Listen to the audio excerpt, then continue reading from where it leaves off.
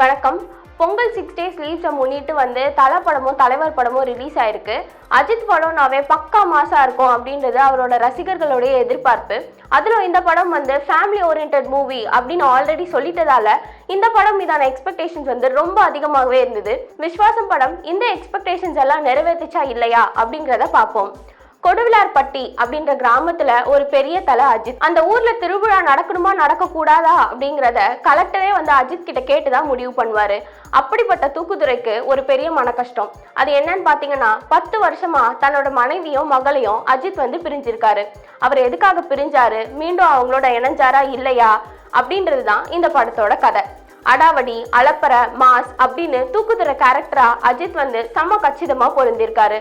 First half ஃபுல்லா ரொம்ப யங்காவும், second ஹாஃப்ல கொஞ்சம் வயதான கேரக்டர்லயும் அஜித் வந்து மாசா நடிச்சிருக்காரு.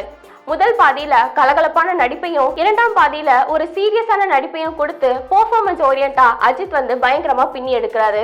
இந்த படத்துக்கு நயன்தாரா போன்ற ஒரு பெரிய ஹீரோயின் தேவையா அப்படிங்கிற கேள்வி வந்து படம் முடிஞ்சு வெளியே வந்தோடனே எல்லாருக்கும் தோணுது.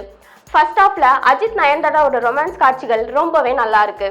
ஆனா அவர்களோட கேரக்டருக்கான முக்கியத்துவம் இந்த படத்துல கொஞ்சம் கம்மியாவே இருக்கு. ரோபோசங்கர், தம்பி ராமையா, விவேக், யோகி பாபுன்னு பெரிய காமெடி பட்டாளமே இந்த படத்துல இருந்தாலும் காமெடிக்கான ஃபீலிங் வந்து ரொம்ப கம்மியாவே இருக்கு. இந்த படத்துல ஜெகபதி பாபு வில்லனா நடிச்சிருக்காரு. ஆனா அவரோட கேரக்டருக்கு அவ்வளோ இம்பார்ட்டன்ஸ் இல்லைங்கிறது தோணுது.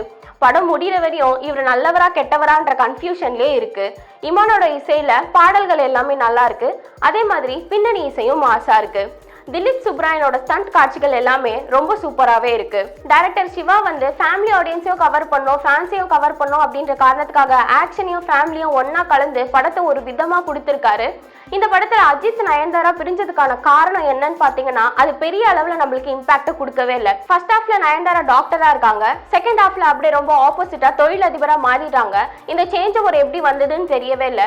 அதுவும் இல்லாம வீரம், வேதாளம் ஆகிய படத்தோட கொஞ்சம் பாதிப்பு இந்த படத்துல இருக்கிறதால பெருசா இந்த படத்தை ரசிக்க முடியல. ட்ரெய்லர்ல பார்த்த மாஸ் காட்சிகள் தவிர படத்துல வேற எதுவும் புதுசா மாஸ் காட்சிகள் இல்லாதது வந்து அஜித் ரசிகர்களுக்கு கொஞ்சம் ஏமாற்றமாகவே இருக்கும். படத்துல ஏகப்பட்ட லாஜிக்கல் ஓட்டைகள் இருந்தாலும் கடைசியில ஒரு நல்ல மெசேஜை நல்லபடியா கொடுத்து முடிச்சிருக்காங்க.